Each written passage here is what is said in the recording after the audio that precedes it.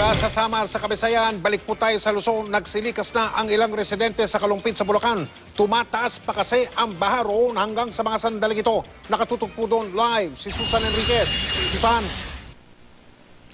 Mike, aabot na sa halos 200 pamilya mula dito sa bayan ng Kalumpit, Bulacan ang inilikas. Naging mabilis daw kasi ang pagtaas ng tubig lalo na kaninang tanghali at ang pagtaas ng tubig na ito ay naging mas mabilis doon sa 5 barangay ng Kalumpit.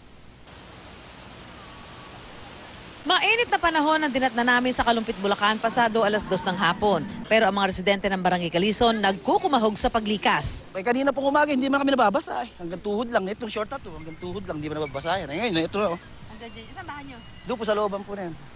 Dahil umabot na hanggang baywang ang tubig, inilikas na ang mga bata. Iniwan muna ang kabuhayan. Kaya din napigilang maiyak ni Aling Rota Mandiklik.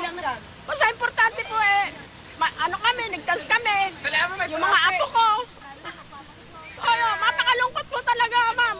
Palungkot po ang aming Pasko talaga, ma'am. Pati ang mga tricycle na bumibiyahe sa Barangay Bulusan, nakahimpil na lang sa gilid ng kalsada. Hindi na daw makabiyahe dahil sa patuloy na pagtaas ng tubig. Kanina po, nakakadiretso po kami. Ngayon, hindi na po. Ayun, namamatay na po yung makina ng motor.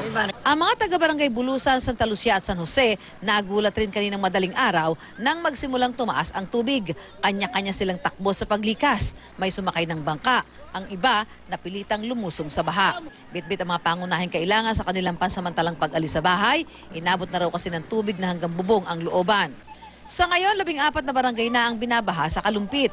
Ang mga barangay ng Calizon, Poblacion, Sapang Bayan, Gatbuka at San Miguel ang maraming inilikas. Umabot na kasi sa halos 5 talampakan ang tubig. Halos 200 pamilya na ang inilikas. Umaasa ang mga taga-Kalumpit na hindi natataas ang tubig ngayong magdamag.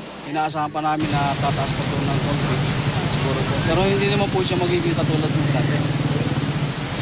Mike, sakaling hindi na tumaas ang tubig ngayong magdamag, ay naniniwala at umaasa ang mga residente, lalong-lalo na yung mga pinalikas na bukas, baka naman pwede na sila makabalik sa kanilang tahanan para makapaghanda pa rin naman, lalo't nalalapit na ang Pasko. Mike? Maraming salamat, Susan Enriquez.